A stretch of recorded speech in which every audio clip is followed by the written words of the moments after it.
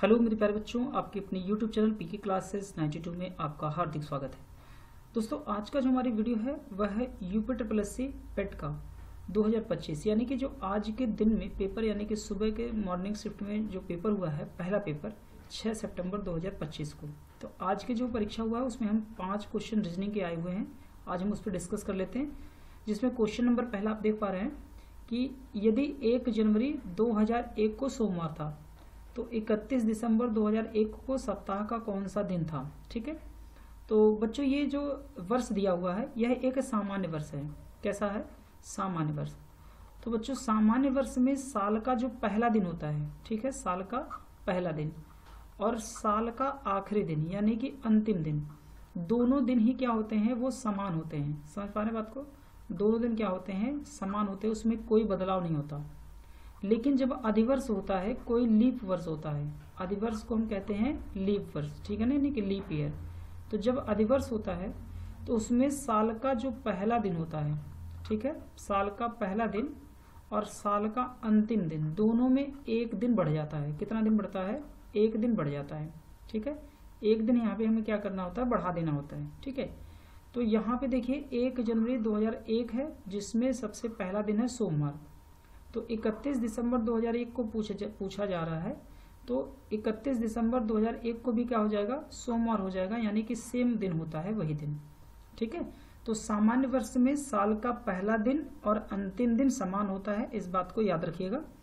और अधिवर्ष जब होता है तो उसमें साल का पहला दिन और अंतिम दिन में एक दिन की बढ़ोतरी हो जाती है, क्योंकि उसमें फरवरी 29 दिन की होती है। ठीक है, क्वेश्चन दूसरा है कि एक पुरुष का परिचय देते हुए एक महिला ने कहा।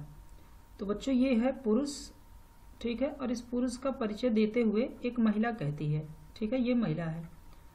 अब महिला जो है इस पुरुष का परिचय कराते हुए कह रही है कि उसकी माँ मतलब पुरुष की माँ, ठीक है, इस पुरुष की जो माँ है, कह रहा है मेरे पिता के, मेरे मतलब जो महिला बोल रही है ये कह रही है कि मेरे पिता के, तो इनके ये पिता हो गए और इनके पिता की इकलौती बेटी है। इकलौती बेटी मतलब ये खुद अकेली हैं, यही एक महिला ही है। ठीक है, तो पुरुष का महिला से क्या संबंध होगा, तो ये जो पुरुष है इस महिला का क्या होगा, तो यहाँ पे पुरुष का महिला से संबंध बनेगा बेटा का, तो रिलेशन यहाँ पे आएगा हमारा बी नंबर आंसर।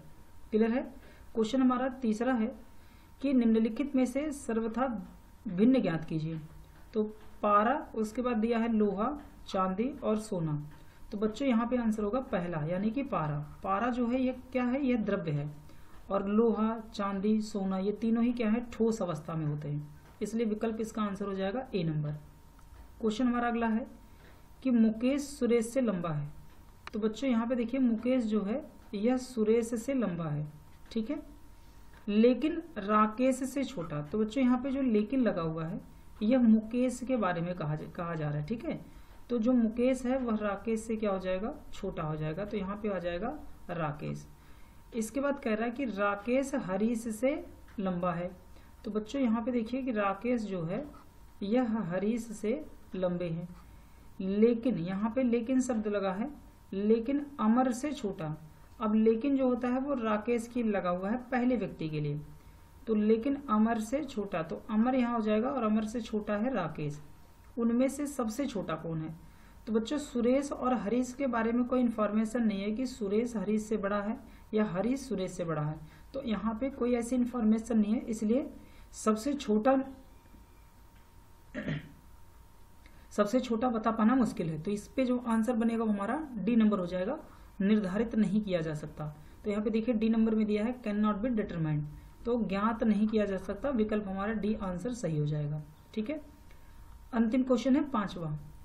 45 छात्रों की एक कक्षा में आयुष का रैंक ऊपर से 15वां है, तो नीचे से आयुष का रैंक क्या होगा? तो बच्चों यहाँ पे ध्यान दीजिए कि टोटल, यहाँ पे एक फार्मूला होता है कि टोटल बराबर लेफ्ट प्लस राइट, ठीक है ना, लेफ्ट प्लस राइट,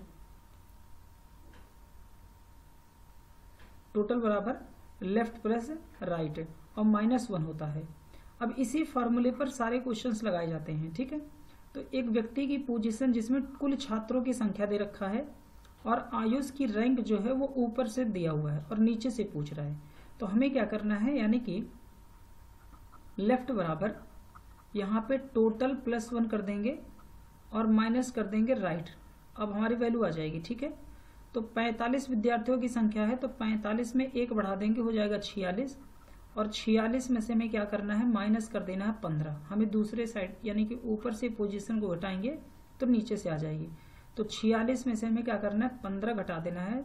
तो यहाँ पे जो वैल्यू आएगी, 6 में से 5 जाएगा 1 और 4 में से 1 जाएगा 3, तो यहाँ पे 31 आ जाएगा, यानी कि विकल्प से हमारा जो हो जाएगा वो राइट आंसर हो जाएगा, ठीक है।